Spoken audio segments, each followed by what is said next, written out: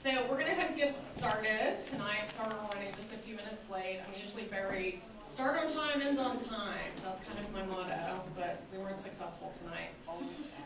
So I'm Terry Wilder. I am the Director of HIV/AIDS Education and Training here at Mount Sinai Institute for Advanced Medicine and the Spencer Cox Center for Health. And I'm here to welcome you to Mount Sinai Roosevelt Hospital. And I'm going to have to put my glasses on because I literally cannot see a thing. I got really old last week. It was my birthday. And so Happy birthday. Really, my eyesight went with it. So welcome, everyone. I'm so happy everybody's here. Tonight, our event is sponsored by ACT UP New York, Gay Men's Health Crisis, and Mount Sinai Hospital. So thanks to those three main partners for helping to put this together. We also had some co-endorsers that I should mention: ABAC, Harlem United, the New York City Department of Health and Mental Hygiene, Planned Parenthood, the Body website, and the Treatment Action Group. So I want to tell you a little bit about how we got here tonight. I'm Southern, I'm sure you can tell. I don't really sound like I'm from upstate New York, do I? So I'm a storyteller, and I want to tell you why we're here tonight. One of the reasons why we're here tonight is because the Gay Men's Health Crisis has been putting on these PrEP rallies, and I went to one several months ago. And I attended the PrEP rally that was for serodifferent couples. And so serodifferent means when a person's living with HIV and they're dating or married or partnered with a person who is not living with HIV, so serodifferent. And so the whole PrEP rally was kind of talking about PrEP in terms of PrEP being an option for folks who are in serodifferent relationships. And I actually heard Jasmine speak at that particular event, which is why she's with us tonight. But as I was sitting there listening to the speakers, I thought, we need an event for women, just for women. So an event that's for women, by women, to talk about PrEP as a prevention option for women.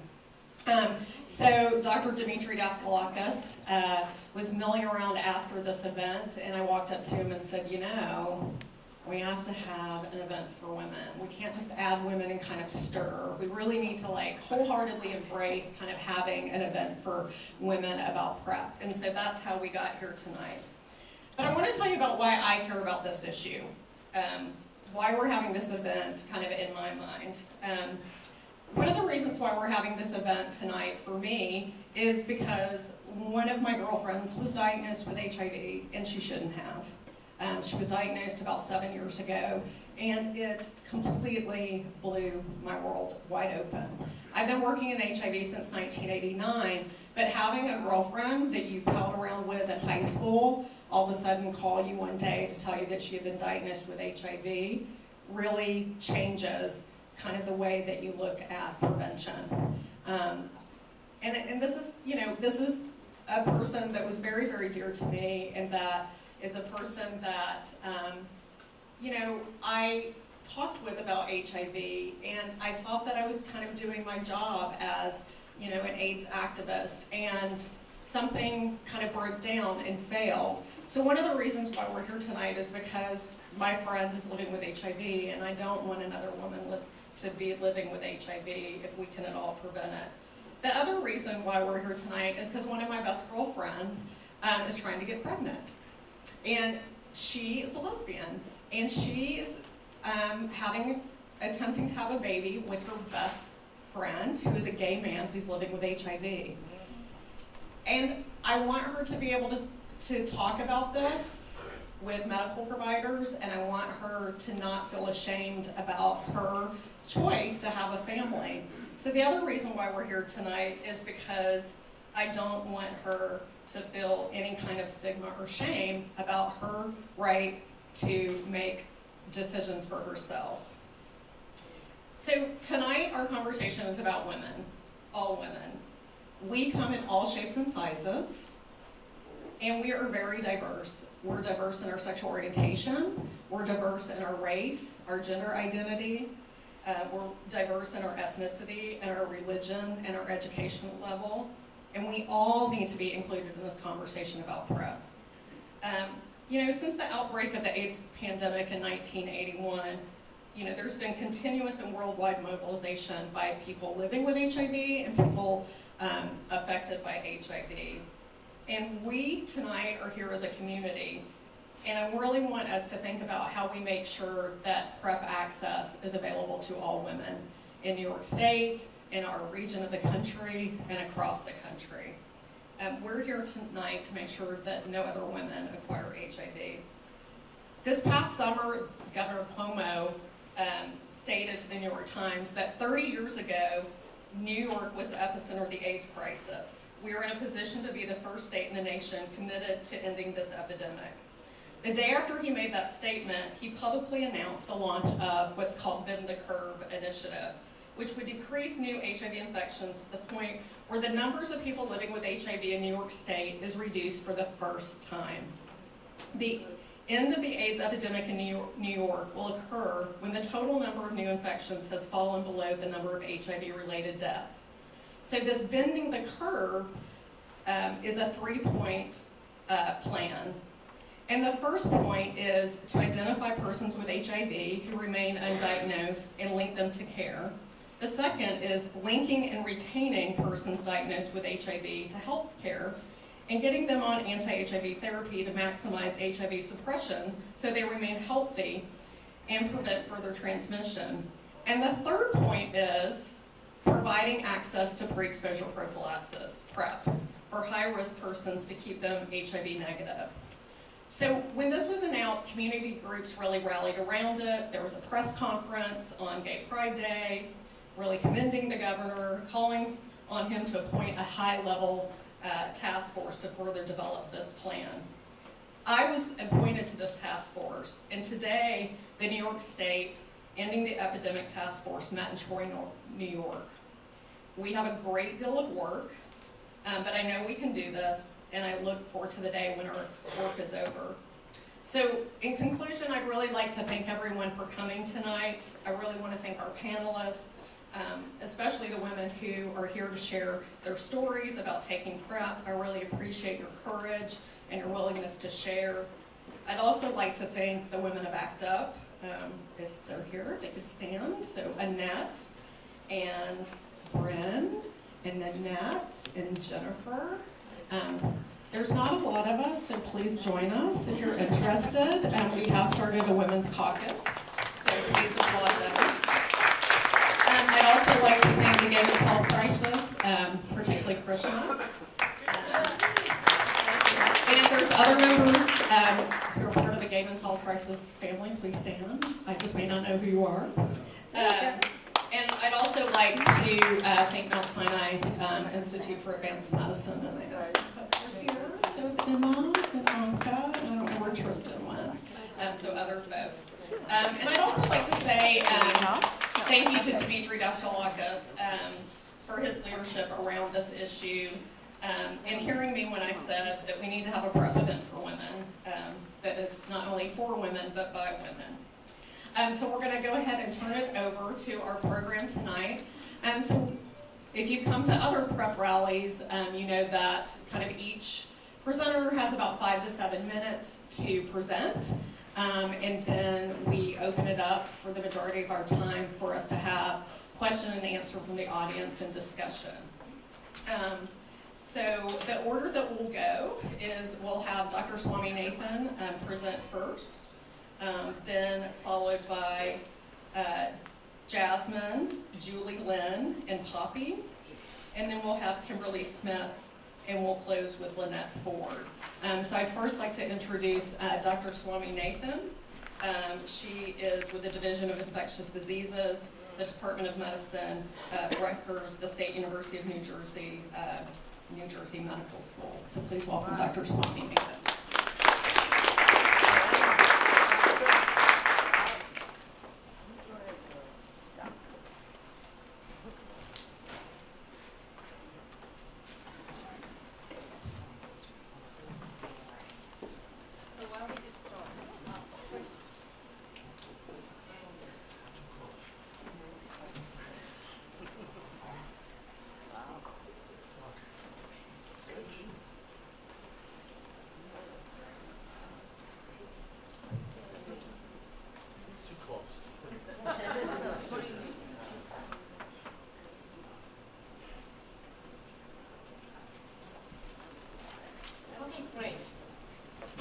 thank you so much for inviting me to be a speaker on this panel.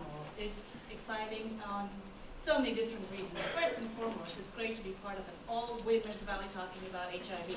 Panelists are all women, and it's great to be part of this, what I hope is the start of a great movement.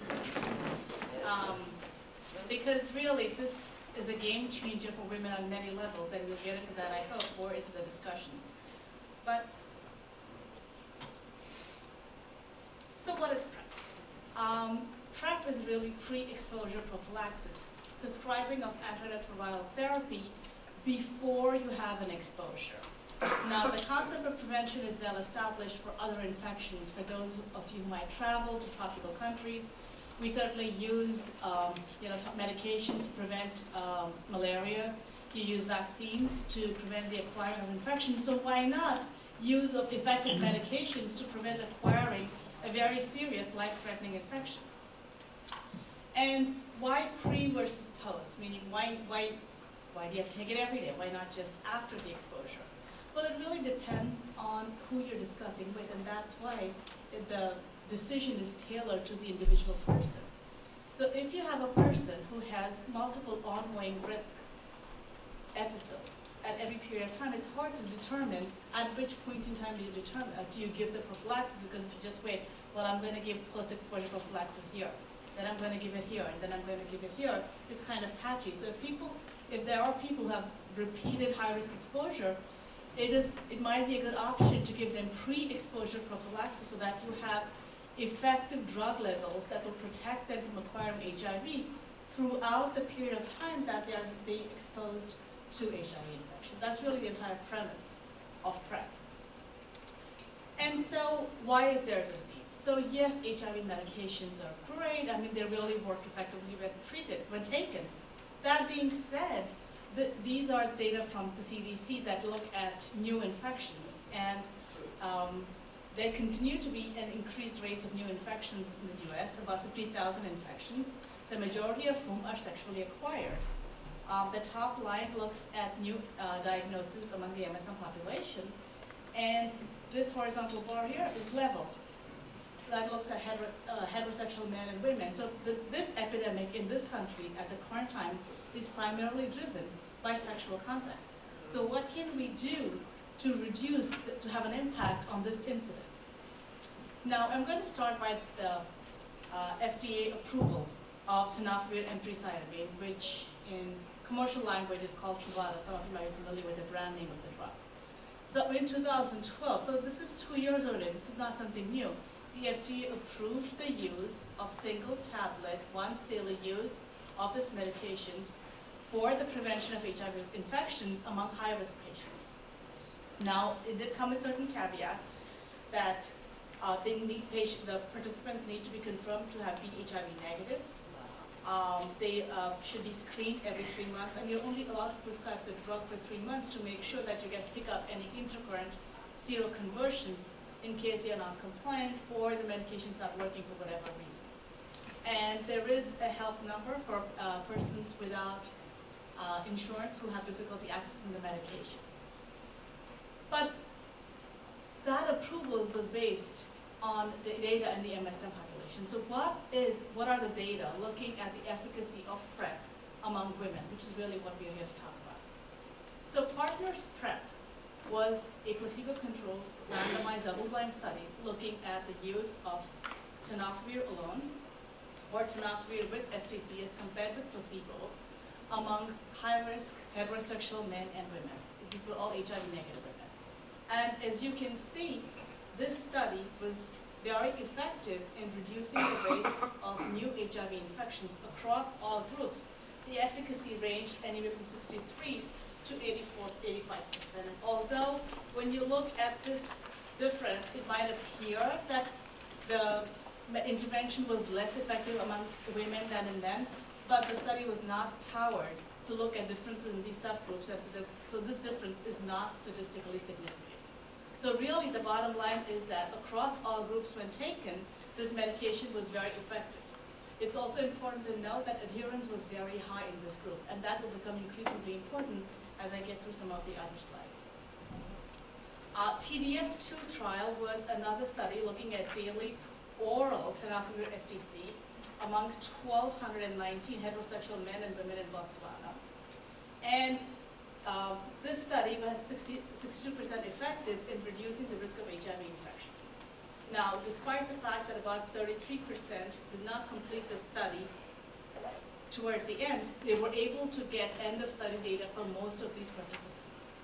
And there were 33 seroconversions after enrollment. And what's important to note that there was zero resistance. Because whenever we talk about people developing HIV infections while taking PrEP, you always worry, are you putting them at increased risk for the development of resistance to these medications, thereby reducing their treatment options in subsequent HIV treatment itself. That, at least in this study, was not shown to be the case. Now, so we looked at two studies that showed that HIV PrEP was very effective in preventing the acquiring of HIV infections among uninfected partners. There were two other studies, the FEM-PrEP and the VOI study, done among women, where actually the data were not so conclusive. And it's important to know why that is the case. The FEM-PrEP was a phase 3 randomized double-blind placebo-controlled study of oral TDF-FTC among heterosexual women.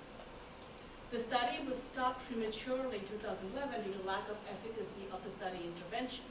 Because as you can see, even a layman can say 4.7 versus 5 infections per 100 person years between the two groups is really no different. And when they dug deeper into the data, they found that the adherence to study intervention was extremely low, and study drug was detected in less than 50% of the women assigned to receive the active drug. And this is a key factor because we all know medications only work as long as they are taken. If you're not going to take the medication, it's not going to work. That being said, it is important to consider why do these women not take the medications? Because you can prescribe PrEP all you want, but if that's not something the population or the person at risk is interested in or wants to, then it's really not going to be efficacious. The VOICE was a study looking at vaginal and oral interventions to control the epidemic trial. And this is a complicated slide, but I will walk you through it. So the study enrolled about 5,000 women and randomized them to either an oral intervention and the vaginal gel. The oral tablets could either be Truvada, which is tenofovir FTC, tenofovir alone, or a placebo. And as you can see, it was large numbers, about 1,000 women in each arm. The vaginal gel, people were either prescribed 1% tenofovir gel or a placebo gel. Now, as you can look at the number of infections reported in each group or the incidence, it doesn't require an expert to say that, well, they all kind of look the same, 52, 61, placebo is the same, 61 TDF gel, 70%. So really, the incidence was not significant. When they looked at a small subpopulation of the people who were for whom they had drug levels available, drug level was available in less than a third of the patients supposed to take the active drug. Getting back to my original point about the importance of adherence to prove the efficacy of an intervention. So here we have 4 trials among at-risk women, 2 of whom that show effectiveness of PrEP, and 2 that show that we think primarily due to non-adherence to medications, the intervention was not very effective. Now, whenever we talk about PrEP, we always have to consider, well, what are the other ramifications of PrEP? Is it safe? So among the studies that looked at PrEP, it was found to be both safe and effective. The rates of deaths, serious adverse events, laboratory adverse events were not significantly different than the placebo arm. It was generally well tolerated. The most common side effects reported were commonly stomach-associated, sometimes a little nausea, vomiting, diarrhea. Generally, most participants reported feeling better after the first month of taking. It's almost like getting over the hump of getting used to being on the medications, and for the most part, they tolerate the medications well.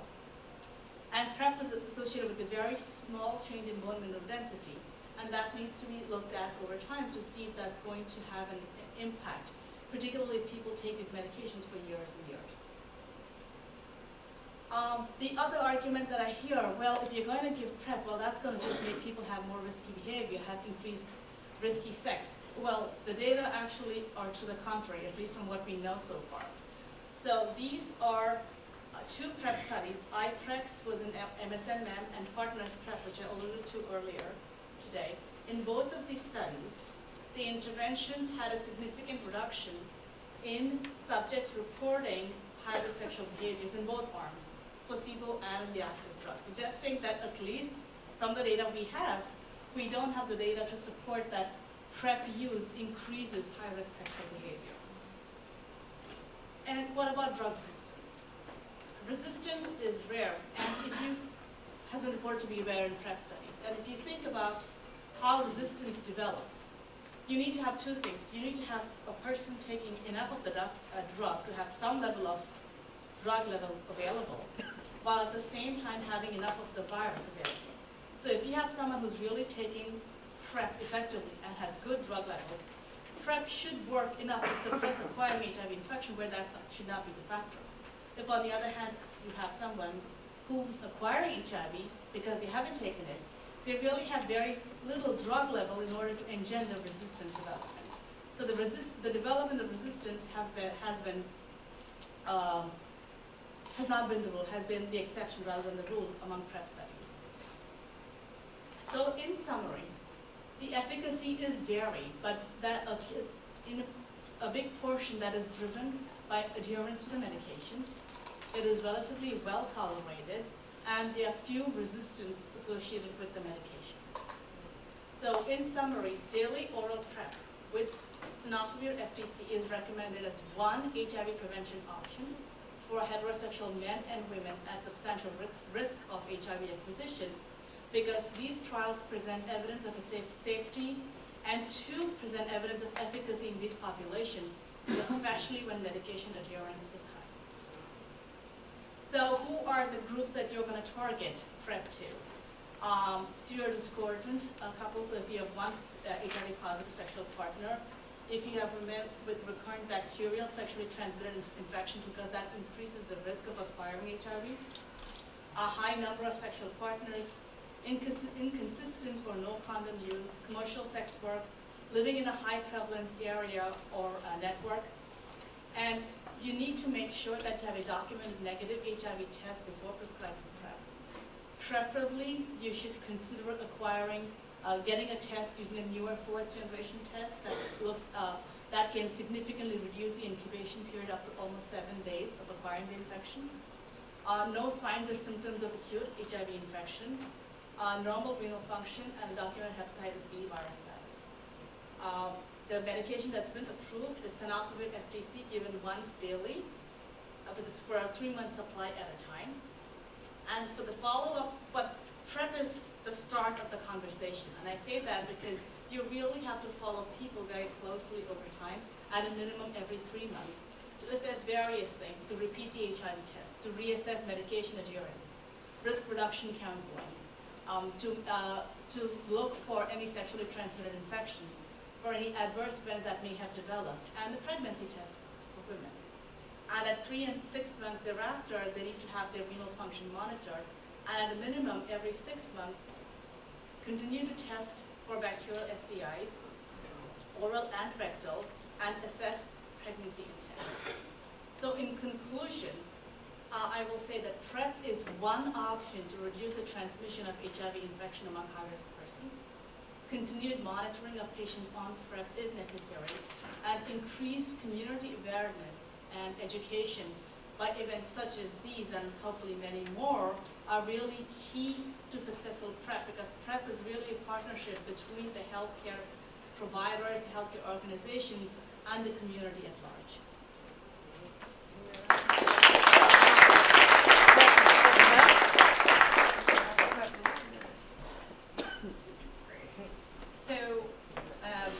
Our next speaker is going to be Jasmine, and Jasmine is actually calling in tonight. So she's not here, but we'll be able to listen to her. And so I'm going to turn it over to Jasmine. Go, Jazz.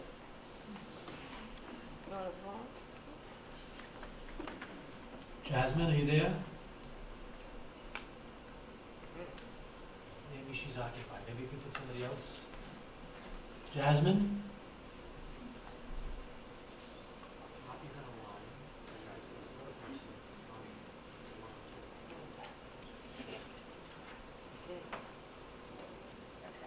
So let's go ahead with Poppy then. Poppy, are you on the line?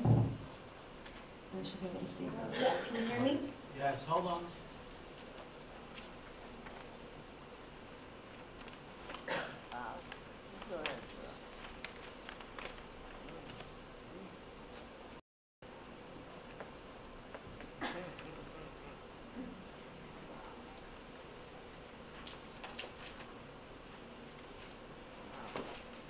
Okay, can you see me? Not yet, hold on.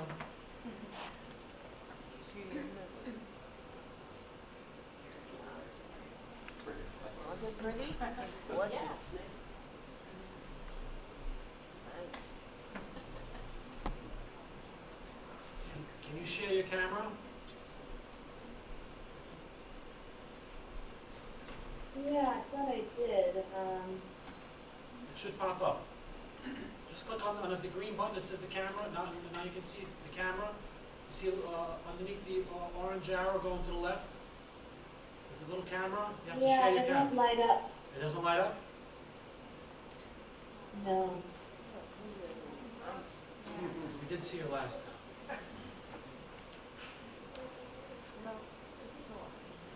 We did do a test one where it did work, I promise everybody. Yes, we did that. It worked in the test. The only problem doesn't work now. But we see your desktop. If you want, you can go. Okay, I can't see you now. She won't be able I to don't see know if it. that matters or not, but can you hear me at least?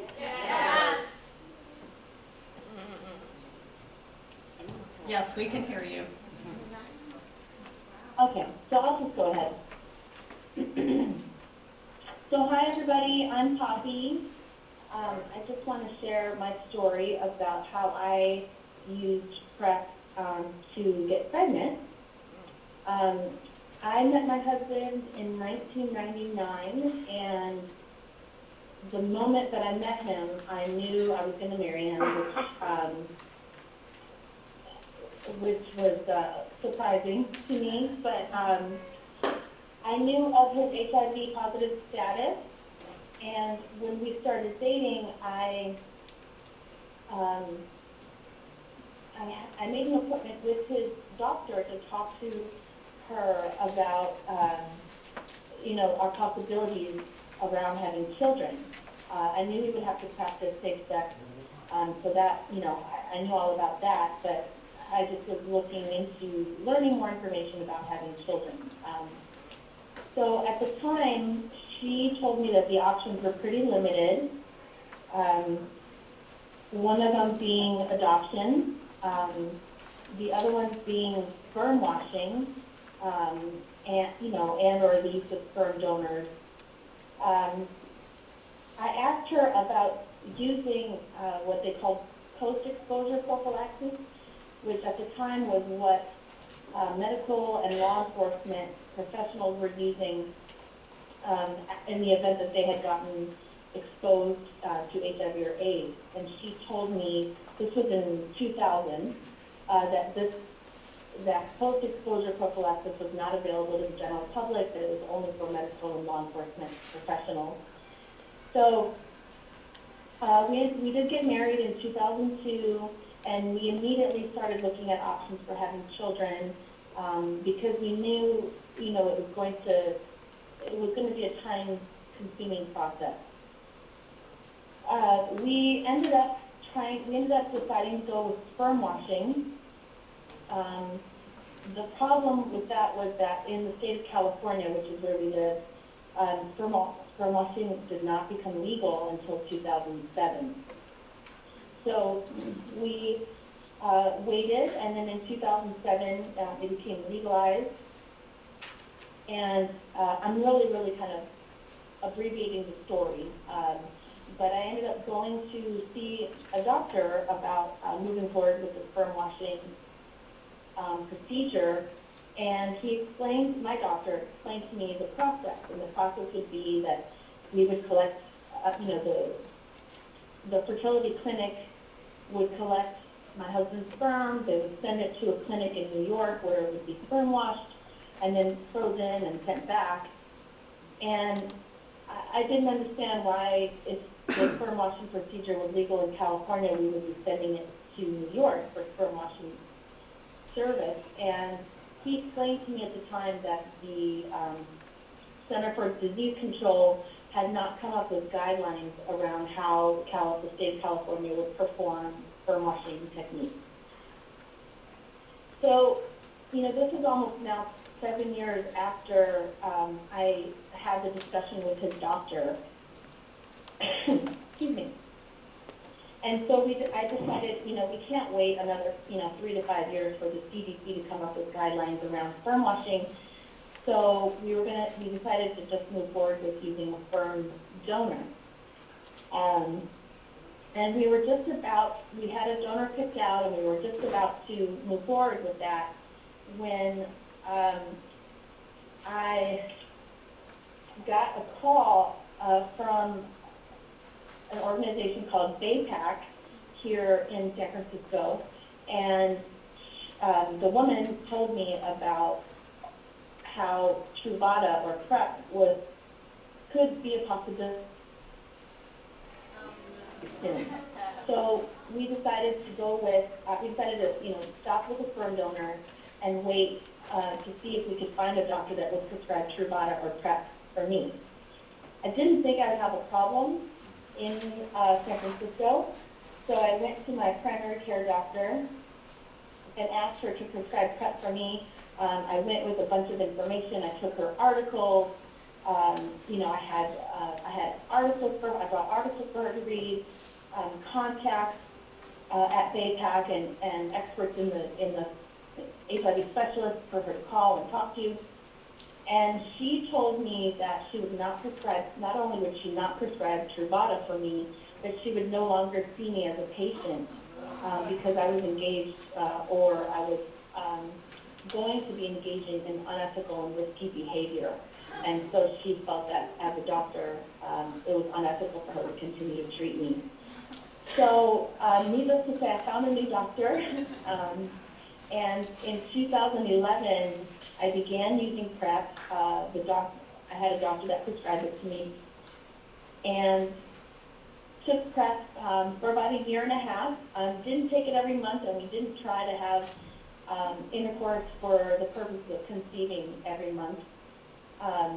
There were, my husband's blood work was being monitored very closely, and there were times that his viral load went a little bit above undetectable, and so during those months we didn't try. But for the most part, he was undetectable. He's been undetectable for the past 10 or so years. So I continued on PrEP. In 2012, I got pregnant, and in 2013, I gave birth to a beautiful baby girl, healthy. We're both HIV negative, and her life and her being part of our family would not be possible if it had not been for PrEP. So I'm really grateful that we found a doctor that gave us the opportunity to take PrEP. I think something I learned through the whole process was that it was really important to get a support system around me, not just, being an HIV negative woman married to an HIV positive man.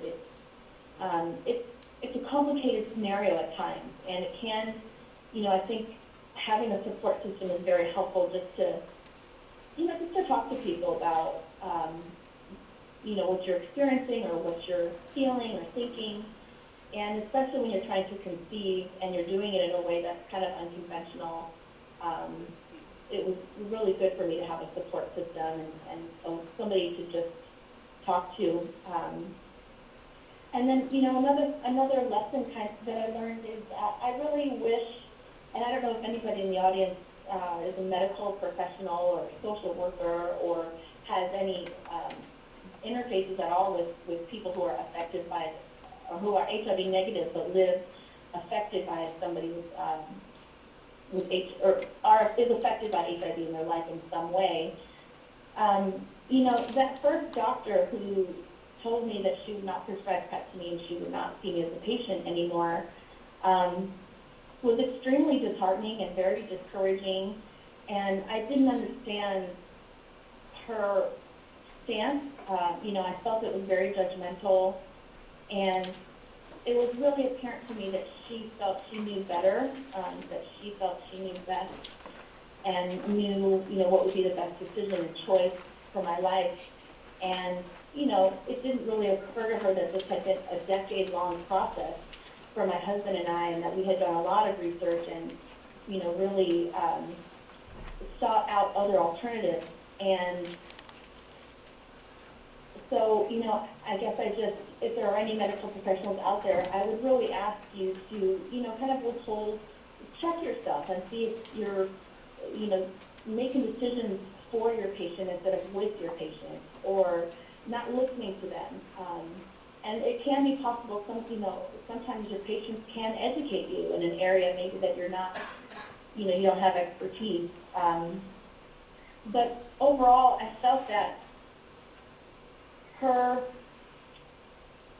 I did not feel supported by her in the decision I was making, and I really was looking for her assistance to reduce and to minimize the risk to myself, and she kind of left me,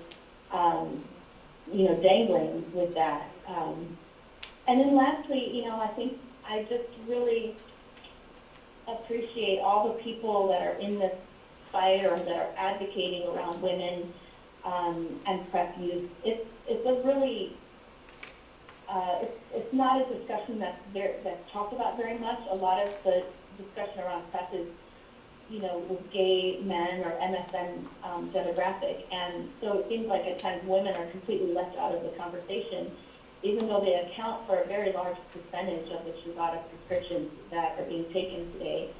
And so, I just want to, those of you that are in the fight or advocating for women or advocating for the rights of those affected by HIV, I just want to personally thank you. My daughter would not be here today if it had not been for, people continuing to fight and giving us the opportunity. And so, you just never know what kind of difference you're going to make just by listening to somebody or putting yourself in their position or allowing yourself to be educated.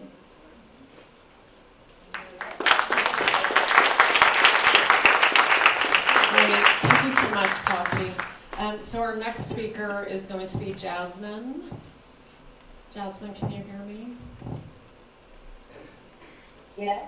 Okay, great. Can you hear me? Yes, we can. Can we turn her up a bit? I can. Just tell Poppy to give this authorization back so we'll stop sharing the desktop. She can make me present.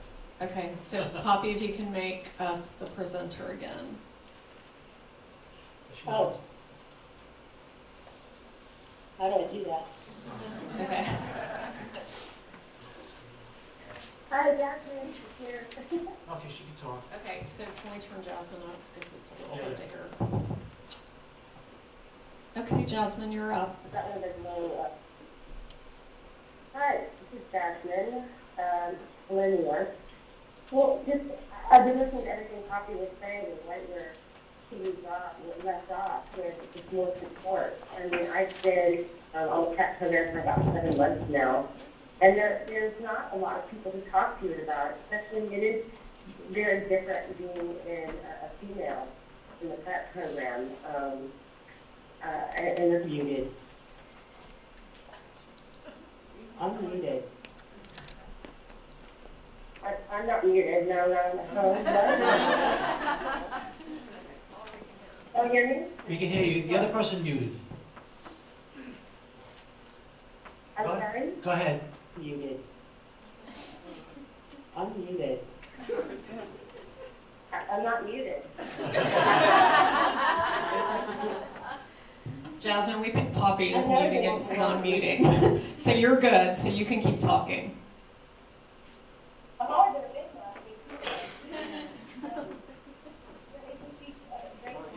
one. Jasmine, can you get closer to your phone? I'm right on it, baby. Okay. Hello? So it would be great to have more support groups for women. I feel because it's so new, there's not a lot out there, and it's just such a new thing, and with the male-female couples, and I don't have a lot of people to talk to about it. I know I do. My doctor's amazing, and we're very open and talk about things, and my partner, we talk about a lot of things, but there's not a lot out there for me, because sometimes I get worried if I forget to take a pill. And I grew up in the 80s in the fear generation, so I grew up around a lot of fear, and it just sometimes seems too good to be true. I mean, we're not trying to have a baby at this moment. That's amazing, and congratulate them for having a baby. I have a lot of fear sometimes, so I feel like that I need to check in a little bit more if I have more people to talk to about how I feel and my feelings about being on PrEP. And sometimes it just felt too good to be true. Now, in the beginning, it's all very exciting to have this kind of barrier. But growing up in so much fear in the 80s and about HIV and AIDS, sometimes it seems too good to be true. And some days I wonder, you know, even if you take all the precautions, condoms and PrEP. So that's the thing I've been dealing with a lot. I don't know if anybody has any questions. So Jasmine, we're gonna take questions at the end.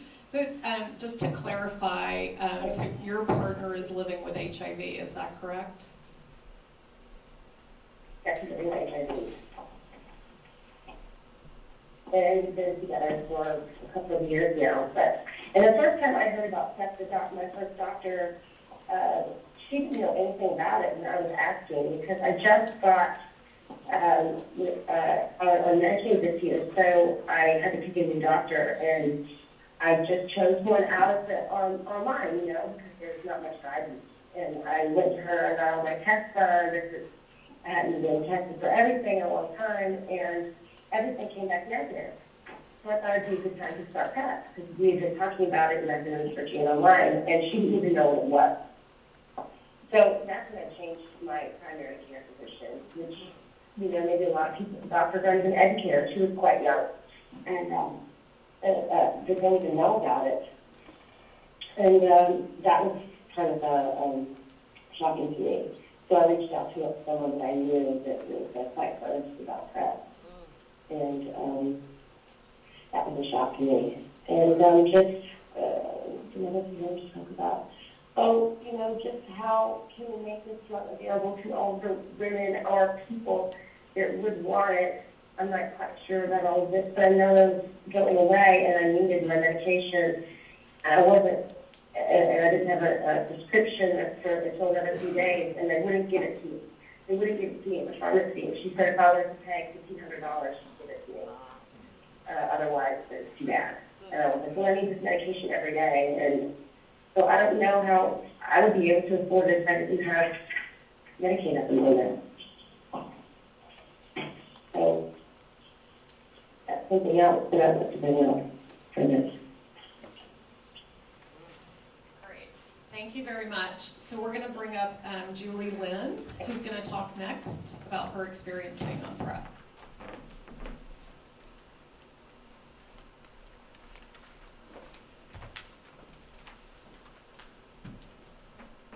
Okay, I was a little afraid that I might be so short you wouldn't see me after.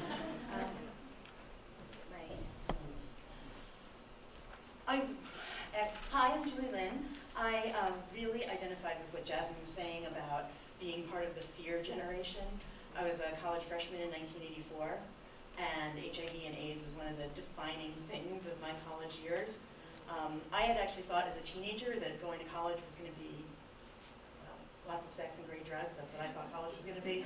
And it absolutely was not. It was a time of great fear. I'm in a I'm in a very different position in terms of how my personal life is arranged from Poppy and Jasmine. I'm a single woman. I've always been a single woman. I'm not a monogamous woman. And none of my partners are either monogamous. So there's a whole network of exposure, which I don't know if you are familiar with polyamorous circles, but that's something that is always under discussion. And when I found out that such a thing as PrEP existed, which I only found out this summer, I live guilty of living under a rock as far as media issues are concerned. So I was completely convinced I was the last person on the planet to find out that this existed. And I went to every one of my friends. I participate in some knitting groups, so I have a lot of women to ask. I asked every one of my friends, and of my female friends, only one person had heard that there was a drug that could prevent HIV. All my gay male friends knew about it. Thank goodness for gay men. And of my straight male friends, only one knew that this existed.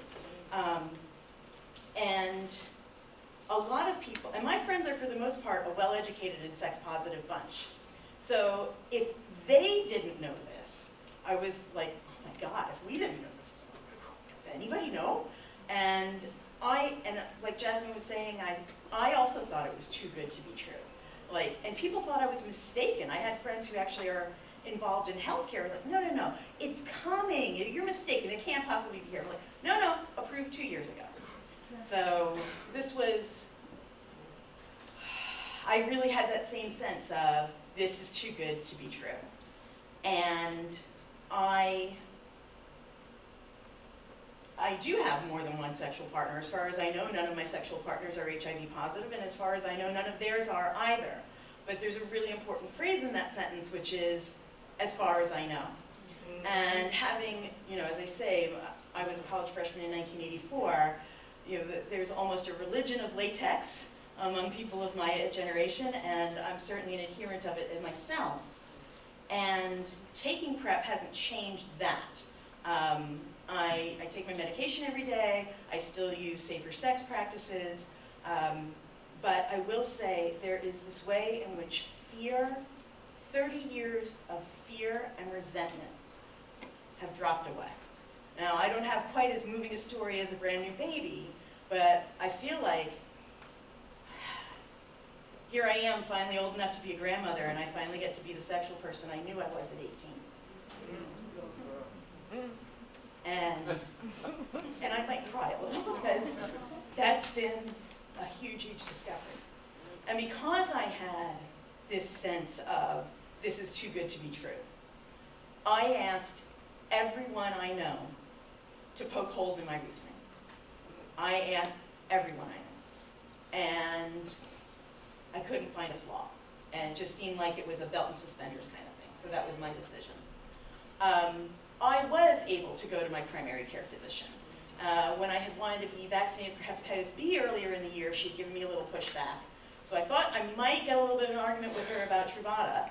And she was right there, she said, and what she said was, she wished other patients were as cold-blooded about their risk assessment as I am. So she was very supportive. I live in the suburbs.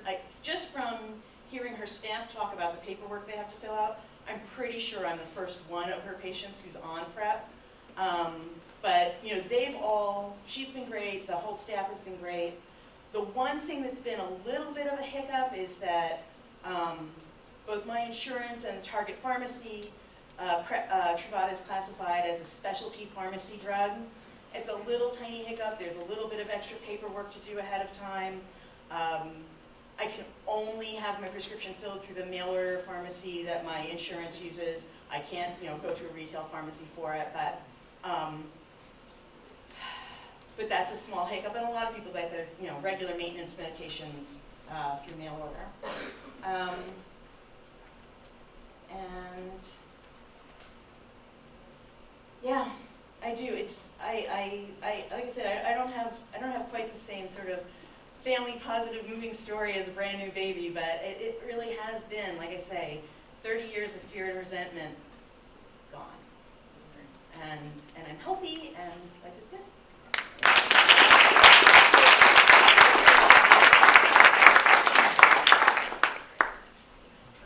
So our next two speakers are coming up.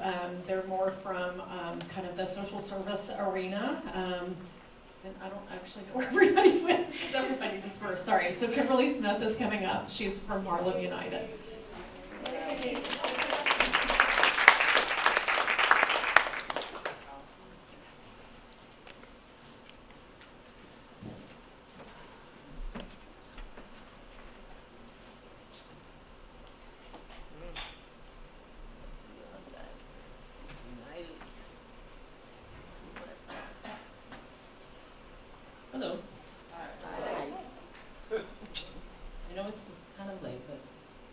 a little more energy. Hello. So I'm Kimberly Smith, and I'm delighted to participate in this evening's discussion, which has been just as much provocative as it has been informative, as I knew it would be. And I want to thank the organizers, GMHC, Mount Sinai, as well as ACT UP New York, and Terry Wilder for inviting me this evening. And I want to give a special shout out to Jasmine, Julie Lynn, and Poppy for sharing their stories. So thank you. I currently serve as the Vice President for Policy and Advocacy at Harlem United, which is a community-based health center. We provide housing, preventive, and primary care for people with multiple health issues, including HIV. We have a long-standing history developing and delivering innovative HIV prevention and community health programming. Interventions like pre-exposure prophylaxis have the most promise if coupled with the expanded testing, linkage to care and treatment like we offer. And CBOs and clinics like Harlem United and GMHC and others certainly that are here tonight stand as promising examples of how PrEP can fit into a rich community-based healthcare setting. So I've been with Harlem United about 4.5 years. Prior to this, I actually served as the director of the Women's Institute at GMHC. Shout out to GMHC. And it's been really great to be working in such close collaboration with GMHC, ACT UP, and Mount Sinai on an issue and a topic we could have only imagined just a few short years ago, even during my time at GMHC. And I'm especially excited to be here today, the very day that Governor Cuomo kicked off his Bending the Curve task force on AIDS, so that's very exciting. And I think it's fitting that this topic has emerged as relevant among women. Not only is it fitting, it's essential. And I'm just, bear with me, I'm a little bit of a policy wonk, but in 2012, Black women accounted for the majority of new HIV diagnoses in females here in New York City. That's about 64%. The death rate among people with HIV and AIDS was higher in females than it is in males that same year.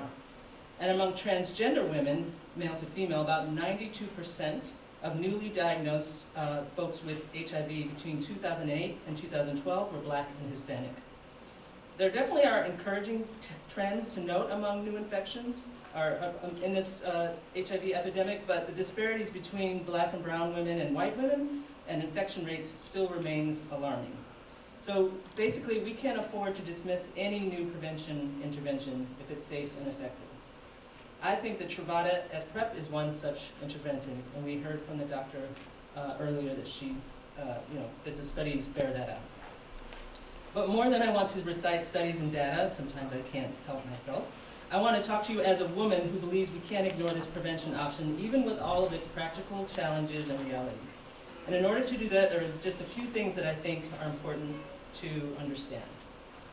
Some of them have been talked about before, but first, I think it's really important to note that PrEP is not for every woman, but it should be an option for all women. The reality is that condoms do not work for everyone 100% of the time. If they did, the epidemic would not look like it does today. Further, there are circumstances, and we've heard a few of those tonight, in situations in which women need access to a safe and effective HIV prevention intervention that we can control. And finally, many women are at high risk for HIV, but not all. So PrEP is for those women for whom traditional HIV prevention just is not an option. It doesn't mean, what I like to say, I'm a PrEP enthusiast, and I like when people get really worked up about PrEP as if we're going to start dispensing it to everyone. And I say it's probably not going to end up like condoms. We're not going to find in the lobbies of community-based organization bowls of PrEP. It's for people who need it, right? Secondly, PrEP works for those women who take it. Adherence, as we heard earlier, is really the Achilles heel for PrEP efficacy. We have heard the results of numerous studies which conclude that PrEP is most effective for those who adhere to it as directed. And poor adherence appears to be the primary reason for the less than stellar outcomes of trials involving women. But despite these challenges, many draw upon a comparison to oral contraception. Oral contraception, remember the pill, survived a decade of controversy about its safety, costs, and impact on risk behavior, for example, to become an essential part of daily life and a means of effectively preventing unintended pregnancy for millions of women worldwide. That is not to say we need to be any less vigilant about demanding more research on the impact PrEP may have on women, and looking into the physiological and pharmacological differences between men and women. but as much we need to pay closer attention to the different ways in which men and women seek health care and the possibly different interventions and services that we need to wrap around PrEP to support adherence. And I can think of a few reasons why a woman might not be able to adhere to PrEP. You know, she's got childcare issues, unstable housing, she's low income. So we need to just be more vigilant about demanding women-focused research to help us design programs and services that surround PrEP, the pill, and ensure a woman taking PrEP can fit into the context of her life. Finally, I want to just, as an African-American woman, I hope it's okay that if I address this to you, but I really want, I'm really concerned about communities of color in PrEP. And I want for my sisters of color, Black and Latina women, for us to know that PrEP can be for us too. Given the continuing high rates of HIV infection among African American and Latina women, I truly believe that there is an ethical imperative to make new prevention technologies available in an equitable manner for us. If we don't, we risk creating a system of haves and have-nots, where affluent folks have access to PrEP and the rest of us get condoms. And while I don't want to make an issue where there is not, our reality tells us that we need to work hard to make sure that women of color are aware of PrEP as an option for them if they need it. In the absence of meaningful access to PrEP for low income and women of color, to just sit back and accept this would be unconscionable, I would say. Unconscionable. So this means we must continue to make sure that people can pay for and access PrEP, like Julie Lynn was talking about. In New York State, we can do so through Medicaid, private insurance, and the manufacturer's medication assistance program. But copays and the cost of care can still be prohibited. The PrEP for New York City Task Force, here's my shameless plug, which we convene at Harlem United once a month, is working on these and other PrEP-related issues with a host of advocates, researchers, government folks, providers, and others. As uptake and demand for PrEP increases for women and for men, issues of access will be the next major challenge we must confront. So we'll also be working on demanding more marketing and education and community awareness programs around PrEP for women and men. So I think one theme that I've been hearing tonight is that PrEP is about choice, it's about sexual health, it's about freedom, and so I just want to encourage us all to rally for PrEP. Thank you.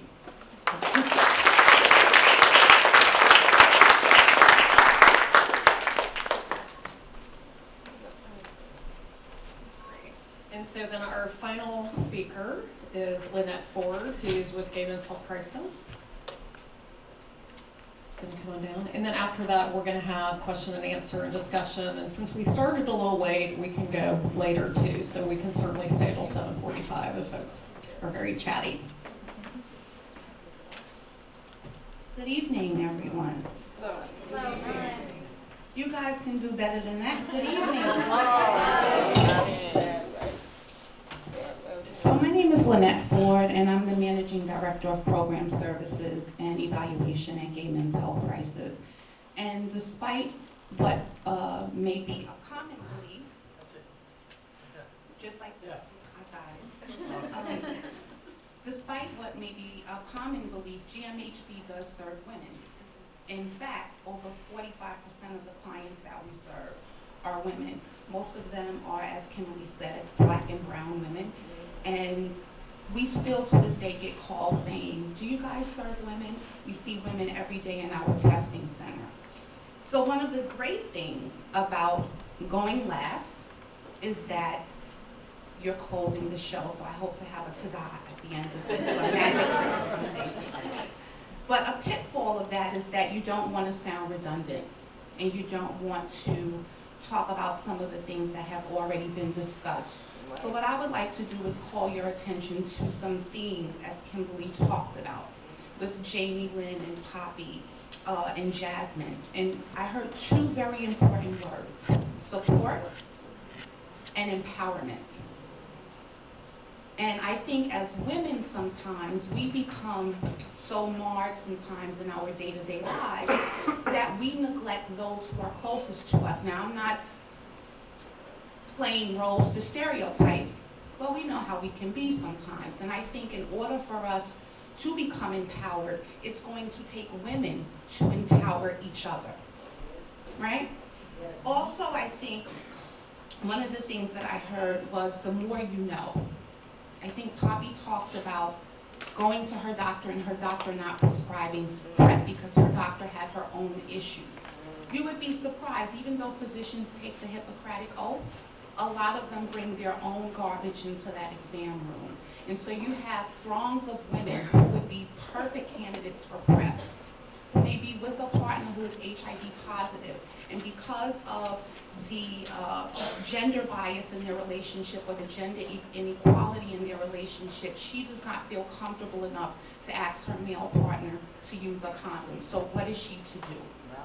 That is a missed opportunity. Alice Walker said, the most common way for people to give up their power is by them thinking that they have no power. And I'm here to tell you today that I hope that you leave not with only the information about the statistics and the heartwarming and very, very real, and I just want to say you ladies are so courageous.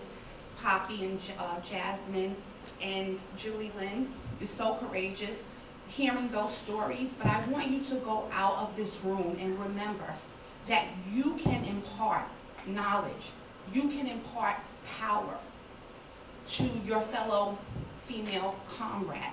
That's what it's about. It's about paying it forward. In order to keep it, you have to give it away. And it cannot stay within the confines of these, I'm bad with math, I went to public high school. I'm going to say between 3 and 4 walls. I don't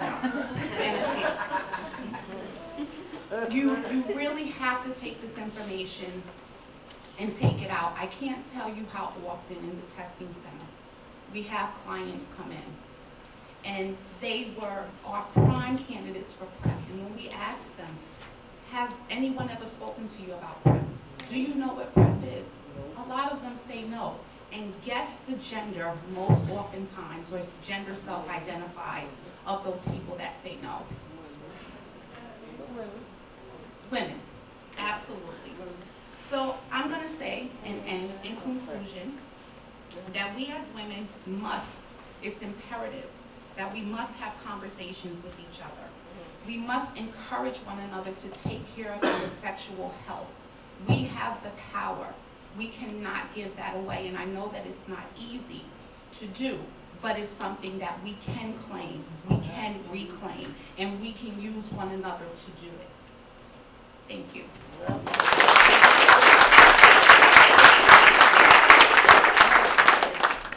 So I want to ask our panelists to come back up to the front table.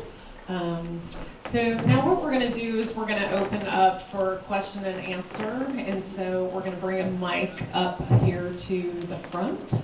And so I'll just ask the audience members, we want to make sure that everyone has an opportunity to ask a question or to make a comment, but if folks can, keep them succinct and brief so that we can make sure that everybody has an opportunity. And you're first. Yes, good evening. Good evening. Iris House in the house. Thank you. Acknowledgement. Iris House in the house. The premier women agency of New York City, East Coast. I'm biased. Okay, I understand all about PrEP. In fact, I've been working on it for quite some time. And I keep on hearing male partners, male partners. Well, I'm a lesbian. I'll talk to you later. How is PrEP going to work for same-gender loving couples? I know the MS-17 will work for them. How is it going to work for lesbians? That's what I want to hear. And if you don't have the information, that's okay, I understand. Thank you. And just a quick reminder that we do have cameras in the room, so make sure you're comfortable being filmed when you come up to the mic. And apparently, our first person actually wants to have a starring role in a movie. So just also remember that our panelists are also virtual. So Jasmine and Poppy are also in the house as well. So I don't know who would like to respond first. And make sure you speak into the mic. So I can start. I think I'm going to face. I think the answer is a two-part answer. I mean, if you ask me, do I think PrEP will work? I think PrEP works, as we know from the data, that it will work for anybody who chooses to take it as prescribed on a consistent basis. Will it work specifically in for the lesbian population? I think we have limited data for prescribing ART as PrEP in that group. That being said, as we look at the effectiveness of PrEPs across various risk groups, and I'm going to go beyond women, heterosexual women, MSM, bisexual, injection drug use, most of the data and all the clinical studies has clearly shown that in all of those groups, when taken, PrEP will work. So scientifically, I don't see especially if someone feels like they're at risk for it, then I think you know yourself better than anybody else. And there's going to be no checkbox that the CDC or the health department is going to give me that can tell me, okay, well, you should get PrEP and you shouldn't. I may use that as a trigger to have a discussion with a person interested in PrEP. But for the most part, exceptions barring, if somebody's interested in PrEP, it's likely because they feel they need that extra layer of protection for their health, and they should take it. And I also think, Can you speak into the mic? to answer your question, I like to deal with sometimes the things that are not spoken. And I think what I heard in your statement or your question as well is, we also matter. And I hear that and I get that. And I think as we continue to have these conversations, we have to be all-encompassing and supportive of all different types of relationships. One of them being same gender-loving relationships. I will say that the CDC just sent an email about 2 days ago that they're really looking at providing best practice and clinical indicators for not only HIV testing, but risk assessments as well. And I think that is a very important question, and I think that is something that you could potentially provide public email testimony to. And I have your email address because we work together so often. I will send you the information, but I do think that is very important. And I'm here to say that although I didn't mention it, I agree with the doctor. Not that I'm a doctor and you need me to agree with the doctor, but if someone believes that they would benefit from PrEP, then they should take it if there are no other health-related contraindications, and you do matter. And I would just say that there's a big advocacy issue that is embedded in your question. We don't have data on, we don't have good data about health outcomes for women who have sex with women, with transgender women, because a lot of our government entities actually don't collect that information. So that's kind of part of the problem, is that it's hard to... We're a little late. We already started. We started a year and a half ago. I am the health educator and clergy for a program called Just for Us. And we only service lesbian and bi women and transgender.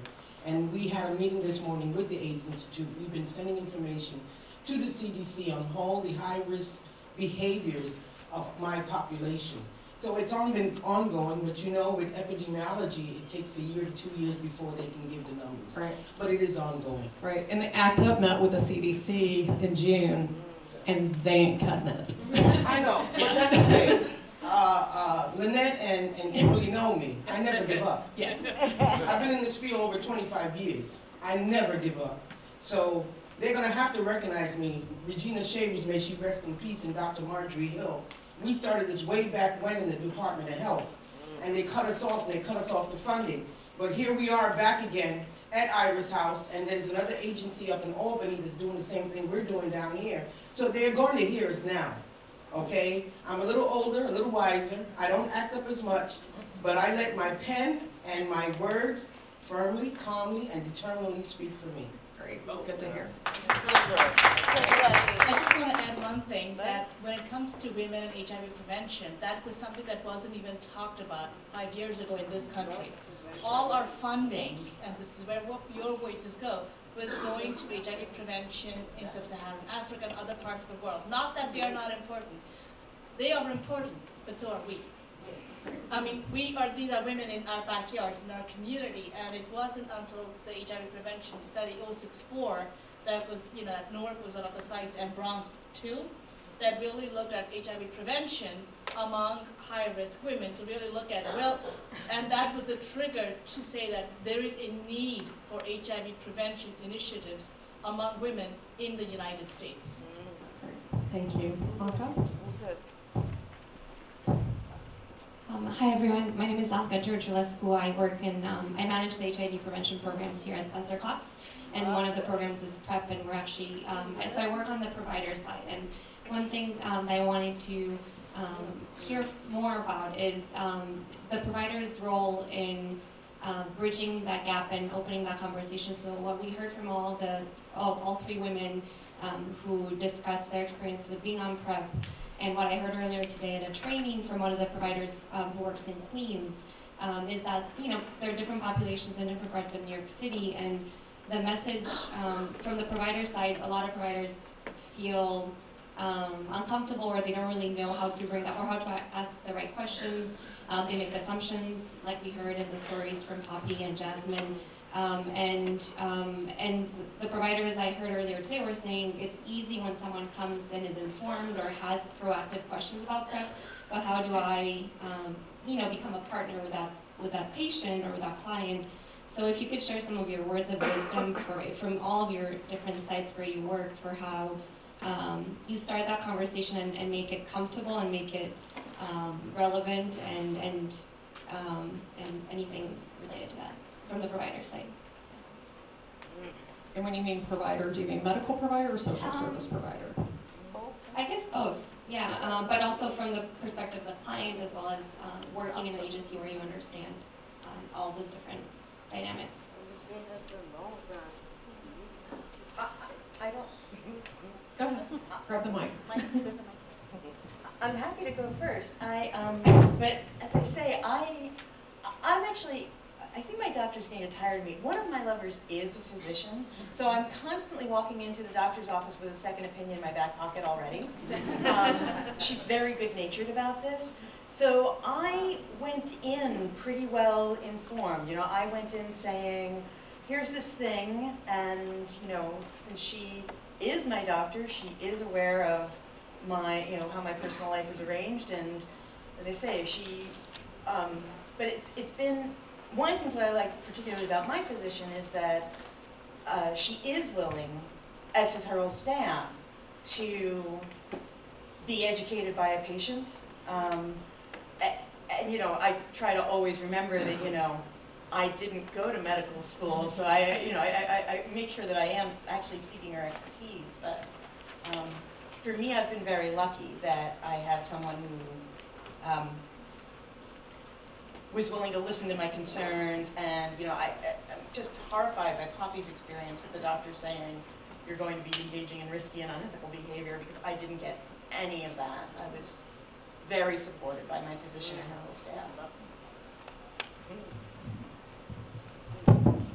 Well, I work in a community-based organization that we are providing PrEP. We have a small but growing PrEP practice, and it has taken some time, and then we're still working on it. It's taken, I think, training and education of providers from every level, from testing counselors to outreach folks to clinicians, is really imperative. And I'm hoping, actually, in this new effort that the governor is initiating, that maybe there'll be some, more focus on training and education for providers.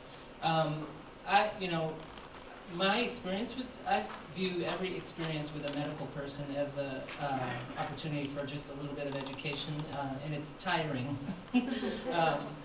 I'm a lesbian, but I work in this field, and when I actually see a doctor who's a lesbian, who I will not name, and I love her very much, but shortly after the New York State testing law changed, where it's now mandated to offer an HIV test to anyone, regardless of what they look like or what you think the risk is.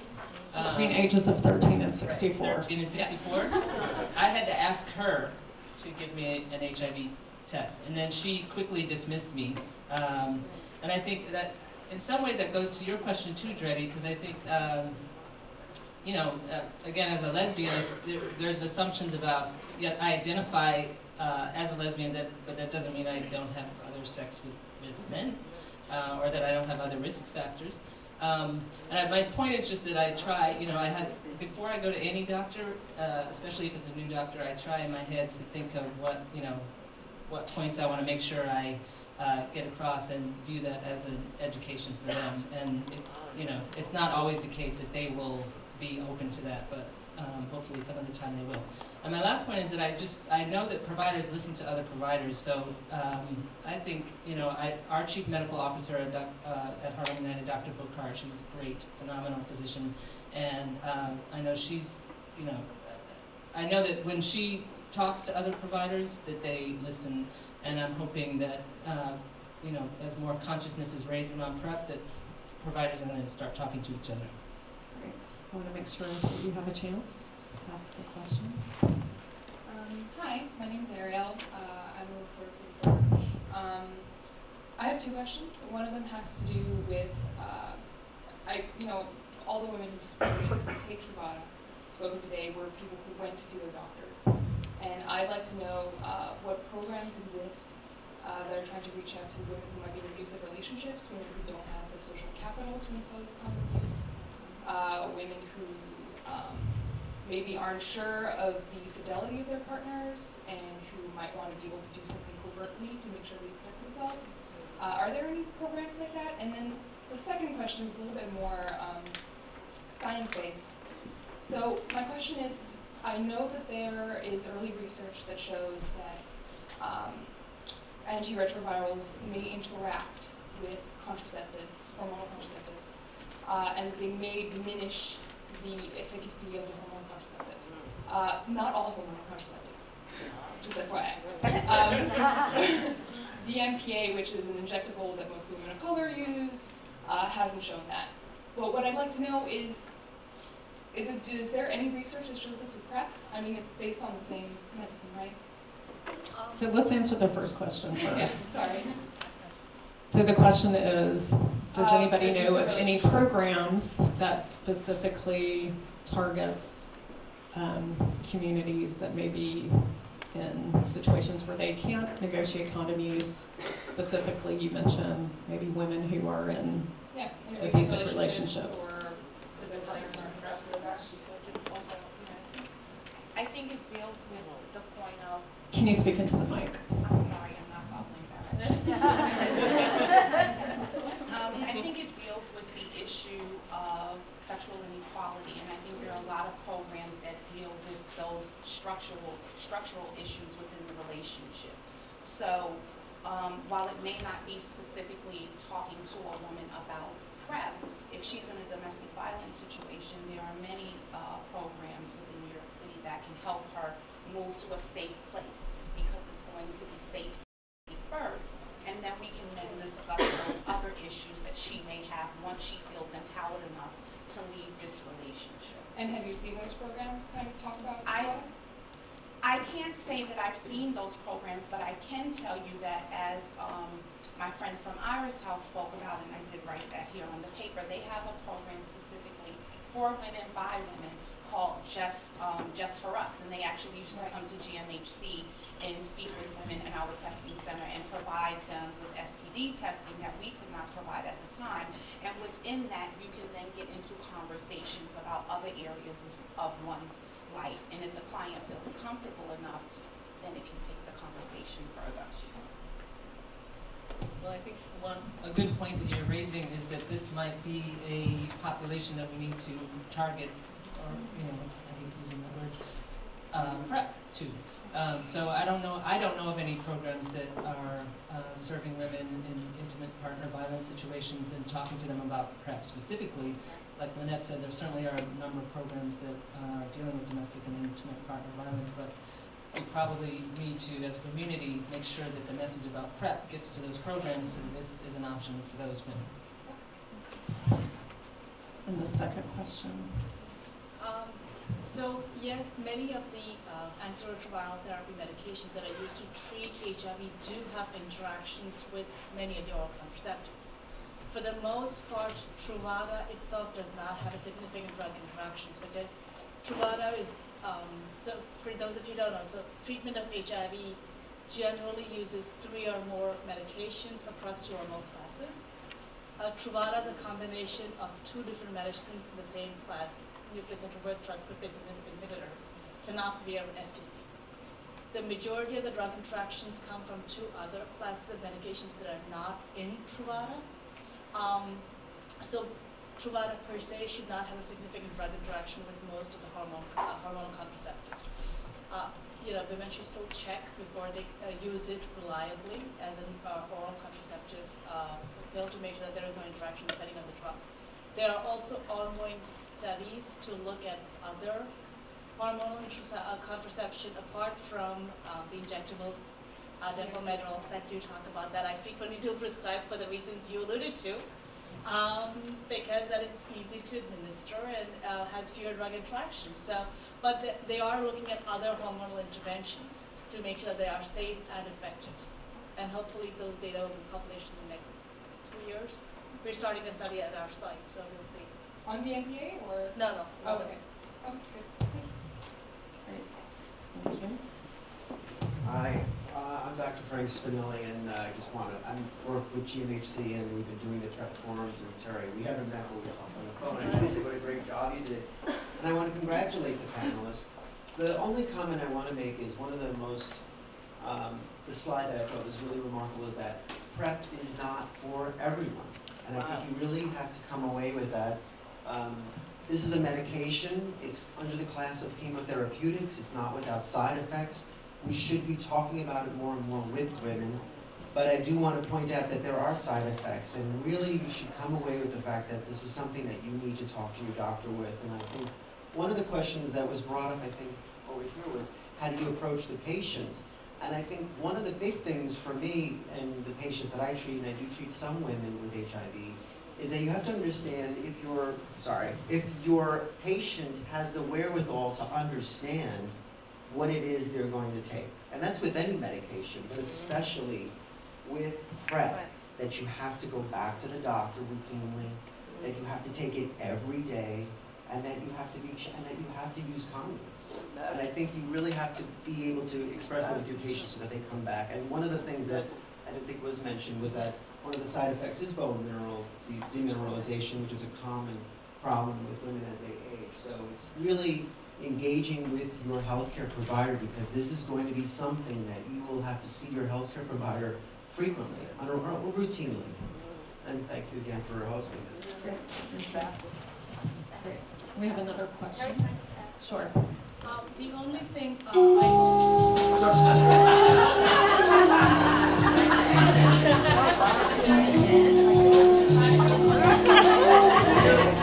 Billy.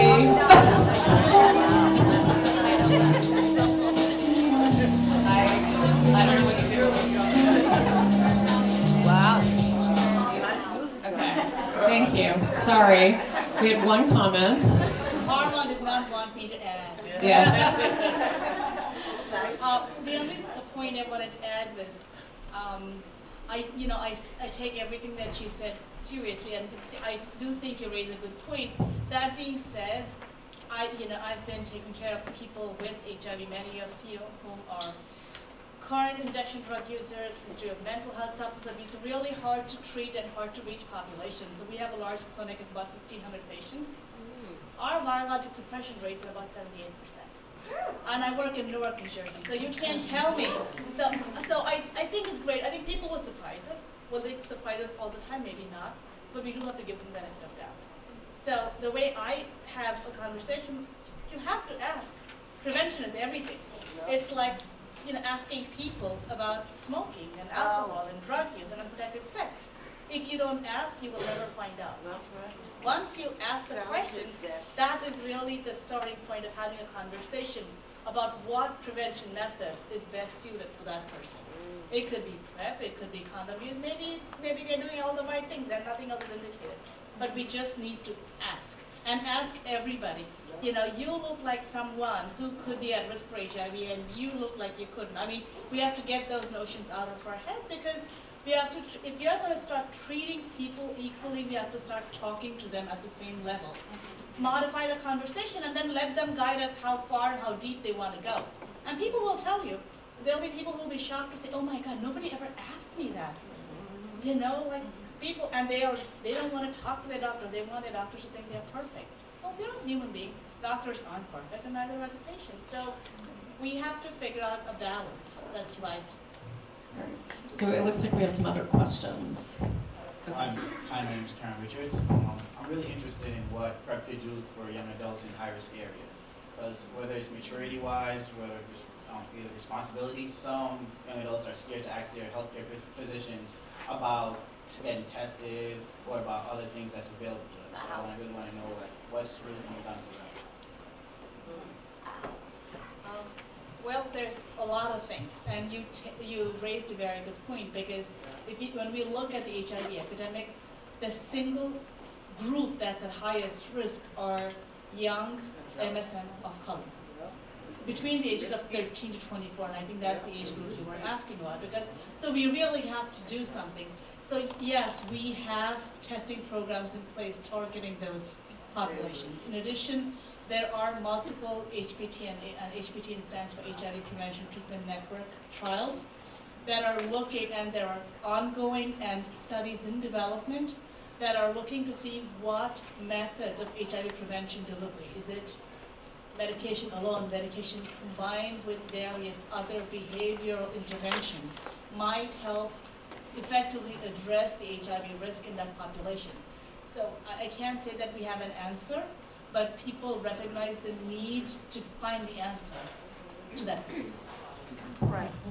Thank you. I just wanted to add very quickly. I don't want to suggest that there's a movement afoot, but I know that I have heard some folks talking very preliminarily around policy changes that could help provide PrEP for young people, and changing our public health law in New York State such that PrEP, PEP, and HIV treatment could be exempt from parental consent, so that would help younger folks in higher risk situations.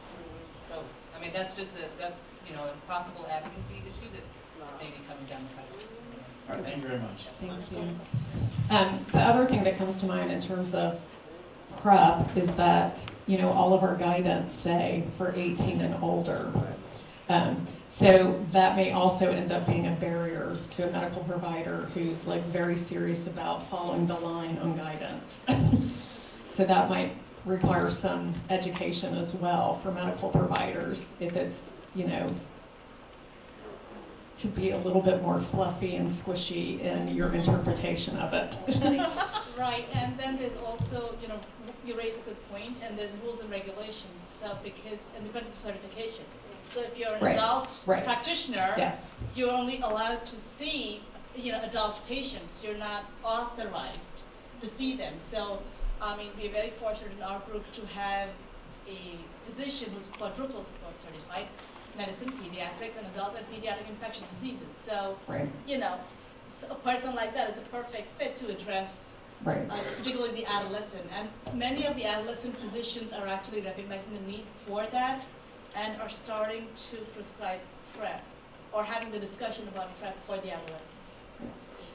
I'm not sure if people are just hanging out in the back or if you want to come forward. Okay, great. I just couldn't tell if there was a line. Okay, so it looks like we have 2 more questions.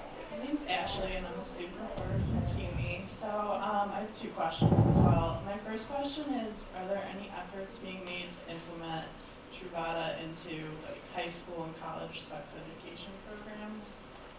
That's my first question, then I'll ask the next one after. Not to my knowledge. I don't know about the others in the panel. There was a little bit of buzz this week about how Purdue University has been publicizing the fact that Truvada is actually covered by their student insurance. But I don't know if there is anything systematic across schools, through high schools, that,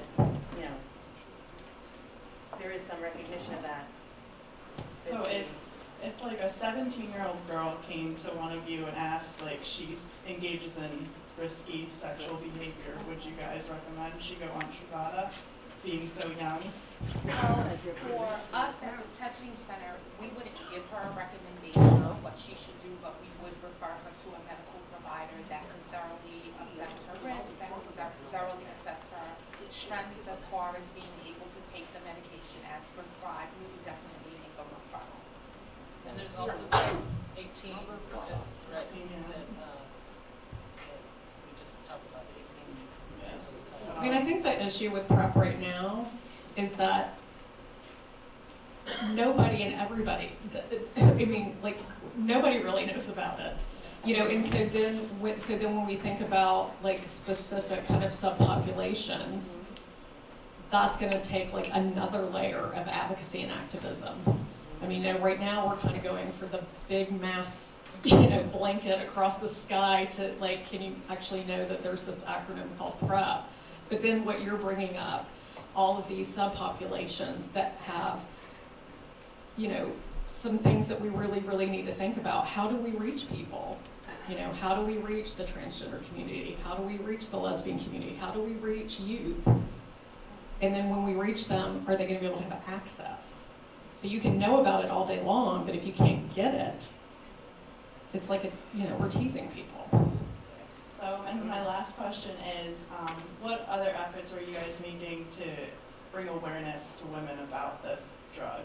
Because it seems like, as Juliet said, there's no one that knows about it. Like, not many women know about it. So what are you guys doing to, like, besides having this event tonight? Yeah, this event tonight. What are you guys doing to bring awareness to, you know, New York City, like, that area, you know, about this drug? Well, there's a brochure in the back that Harlem United produced, and we're definitely working hard to educate our client base about PrEP. Right now, our small PrEP practice, as it were, is all men. And it kind of makes sense because a large share of the women we serve are HIV positive, and we see them through primary care. But I do want to, I didn't, in my plug for the PrEP for New York City Task Force, I didn't mention that our next meeting is Tuesday, October 28th at 3 p.m. at 306 Lenox. And we are working 306 Lenox Avenue at the corner of 125th Street, which can be accessed by the 203 train, right? So that's a major effort that we are undertaking at Harlem United to work together as a community to get the word out about PrEP for women and for men. Kimberly, maybe you could give folks your phone number, in just in case they didn't catch all that, or a way to contact you. Yeah. Not your personal cell phone number. 555. Let's see. My number is 212-803-2890. That's Harlem United. I'm Kay Smith at harlemunited.org.